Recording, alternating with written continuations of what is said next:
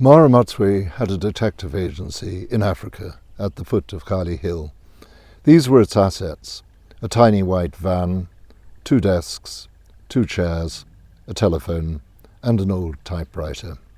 Then there was a teapot in which Mma Ramotswe, the only lady private detective in Botswana, brewed redbush tea, and 3 mugs, one for herself, one for her secretary, and one for the client. What else does a detective agency really need? Well, I'm Alexander McCall Smith, and here I am on the Bumbura plains of the Okavango Delta in Botswana, in northern Botswana. I have been here for the last 10 days or so with a group of readers of the books from all over the world. These are people who are interested in the life of Mma Ramotswe, Precious Ramotswe of the No. 1 Ladies Detective Agency, and are keen to see Botswana, the country of which she is so fond and which plays such a major role in the books.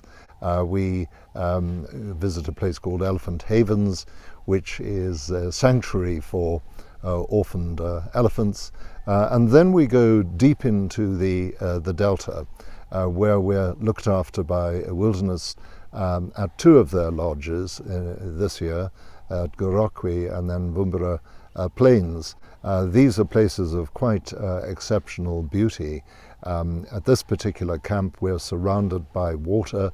The floodwaters come down from Angola into northern Botswana, and of course there are tremendous opportunities to see all sorts of animals.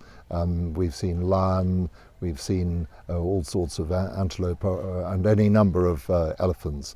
Botswana is famous for its elephants, and we've certainly seen quite a number of them around these plains. It's a marvellous opportunity for people to get to know a bit about Botswana and to see what a wonderful, warm country this is. Precious Ramotswe in the No. 1 Ladies Detective Agency is a very warm-hearted woman, and many of the people who come on these trips experience that firsthand in their dealings with the people they encounter in Botswana.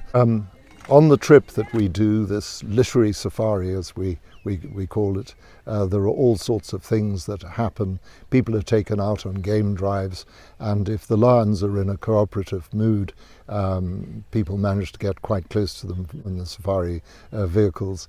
We also go for little expeditions in the canoes, the Mokoro, the famous Botswana canoes that take you along these channels in the Delta, where you see most wonderful sights, bird life in profusion, and then in the evening we gather around the campfire in the lodges, as people do on safari, and we talk about Mma Ramotswe and her friends, and I always write something very particular for each of the guests, usually a poem about something that we've seen or done, or something that makes a reference to our experiences of the day.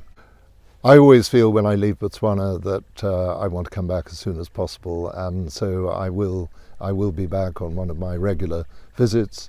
We'll be doing this literary safari again at some stage, and if you're interested in joining us, please do.